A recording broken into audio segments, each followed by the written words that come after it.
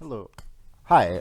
Hi everyone, it's Eirik. I haven't made a video in a while, but I'll make a quick one really quickly to go over some of my most recent comments and maybe some concerns you guys might have had about what I've said and some things that might be misconstrued. So just for the sake of clarity and brevity, I'll say what I posted on Twitter before. People asking for Splatoon Esports but still out here not branding their teams or even themselves and not creating content. People getting excited over near meaningless Splatoon sponsorships but still not doing anything about their Splatoon-girl.jpg icon. The latter tweet probably a little bit more harsh, but I think either way, an important point. I'm making a somewhat important point. Otherwise, I wouldn't have said something so aggressively.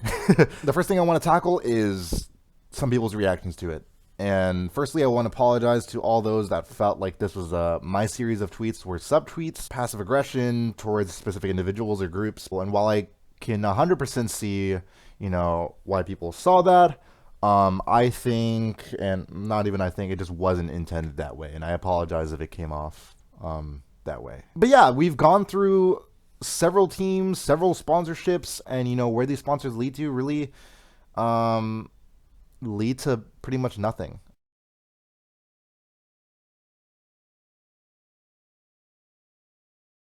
My main message is this. I think placing a lot of weight in gaining these sponsorships is a bad thing to do. Because at the end of the day, as I said, there's got to be some way for a sponsor, for an entity to get something out of a deal with a Splatoon team. And most of the time, if not all of the time, it's going to be content, it's going to be your following, it's going to be your personality, and those that those that recognize that personality and are fans of it. And you see this in literally every echelon of esports. Sure, degree of skill and how good you are in the game will lead to sponsorships often, and that's because the player will be featured on enough broadcasts, on enough streams that drive a lot of traffic. They're going to be featured on those streams often, then people will be able to see those team names on those streams.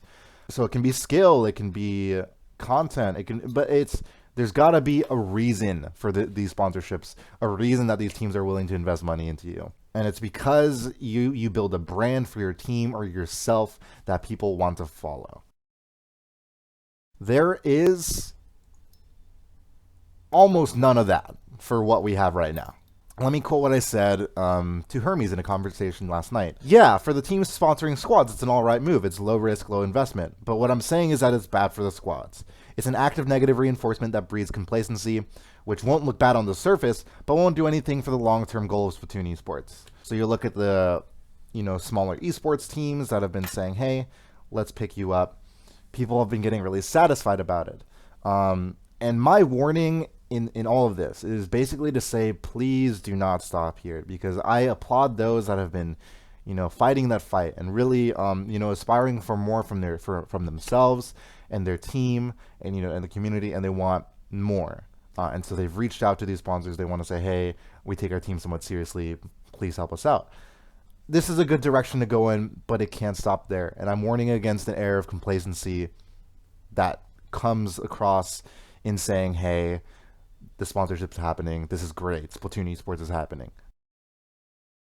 You look at the teams that have been sponsored by these entities, and sometimes they'll have a Twitter, sometimes they won't.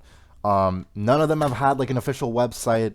There's been, except for a few, there have been little in YouTube channels or official like stream fronts for teams, and little ways for teams to get a following. The very basics of setting up an amateur team that like wants to get a following, you need to set up these portals, these channels from which people can start following you, and that your brand can actually gain some value. Because as it is right now, and it's cool, like it's fine if people want this, like I'm not gonna like shame you for that. I'm just saying this as someone that really wants Splatoon Esports to get somewhere.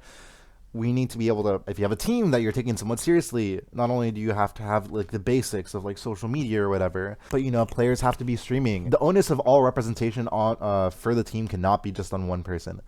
And more importantly, all content has to be on a team front. Any personalities has to come kind of before that, just as little, just a wee bit. And I think two really good examples of this, one of which has resulted in sponsorship, one which has not yet, are Squids Next Door and Creme Fraiche. So you look at everything that Rocket did for Squids Next Door in the opening acts of his YouTube channel, completely labeled as Squids Next Door. And I don't know the specifics, but I'll just throw it out there right now. I'm pretty sure Rocket did the majority, if not all, the work for the Squids Next Door YouTube channel. And even then, still placing the brand above himself, saying, "Hey, I'm Rocket from Squids Next Door. How you doing?" And even to some extent, Hank.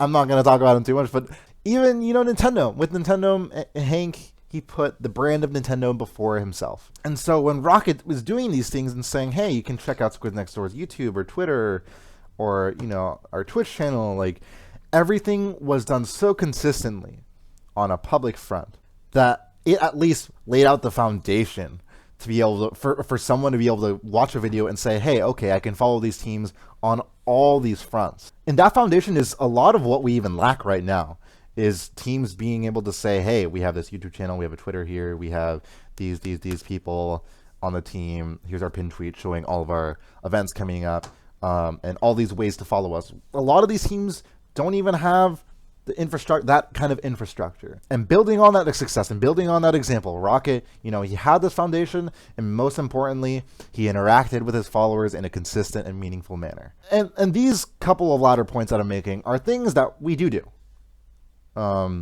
People do respond to others on Twitter and, are generally friendly because this is a good community to be in. So that's not entirely the issue. But my main stake in this is that I don't think we have the foundation to really place weight in some of these sponsorships. And I think we are better off, if we want to take us the dream of Splatoon Esports somewhat seriously. We have to work on ourselves before we look for sponsorships and place really any weight in those sponsorships. Because if there's an outside entity that's saying, "Hey, we want to act as a sponsor for you," and you look at yourself, you look at the mirror, and you say, what do I bring for this sponsorship? Because I don't make content. I mean, I stream with game audio and no overlays, and I just kind of put out regular gameplay streams on Twitch. So does some of my crew. I guess we have a Twitter, but and we placed okay. Yeah, we're doing pretty good actually recently. These are accomplishments that, in their own right and in their own relativity, they're good, and they're good starts. But if someone's saying, "Hey, we think you should be sponsored," just hold it with a grain of salt, because on paper, the things you have right now are not what they could become. Instead of actively looking for those sponsorships for the sake of being sponsored, I really, really encourage teams to be able to develop content and to be able to develop a team front. It's not what we see so much from teams, because teams drop out like flies, and oftentimes it's understandable. We're not a professionally taken game. There's little incentive to stick around if you really don't need to for teams. But if you take it seriously, people will follow and people will take you accordingly. I think a good example of this is looking at Creme Fraiche. If you look at even their Twitter, some of the very basics in setting up a foundation have been accomplished. They have a consistent graphic theme, which always helps, but more than that, they regularly post messages on it, and it's not something, the team front is not brushed to the side. It's centric to how they kind of publicize about themselves. They have a dedicated team YouTube channel that has a lot of their insanely impressive content, that when people randomly tune into, "Oh, Splatoon montage," they type it in, it's a Creme Fraiche video. "Oh wow, this is pretty sick. It's made by the members of this team. What's this team about?" And they have, of course, all accommodating social links on all of their channels and stuff.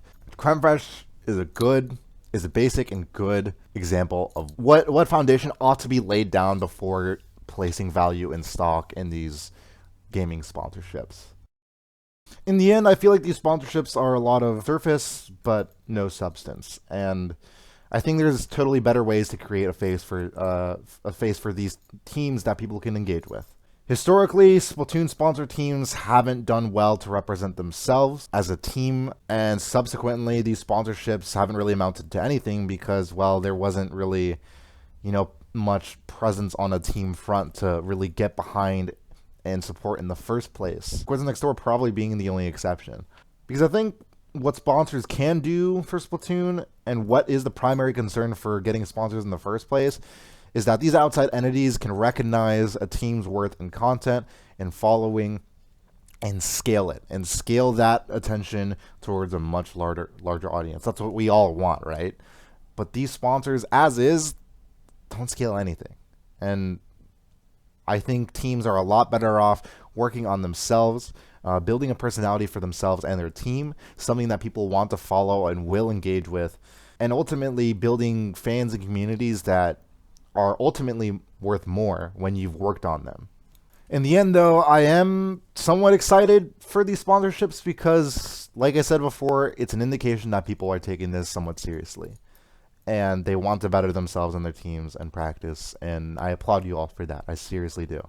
And I hope that, these sponsors and the framing of it all helps encourage longer longevity behind teams and for a more stable team environment that promotes and at least facilitates some of the more core components of esports, which are leagues, which are outside followings. It's a lot. And if we're able to be more stable on a team front, it can only mean better things for all of us. So thank you for listening to me, and I apologize for any misunderstandings, but my message is still this. All you people looking to be sponsored and thinking that, being sponsored by these small esports teams is like something really, really, really, this is a sign of like, we're here, Splatoon Esports. You can do more. You deserve more. And there's so many better things to aspire to that you yourself can do. And the ball can't stop here.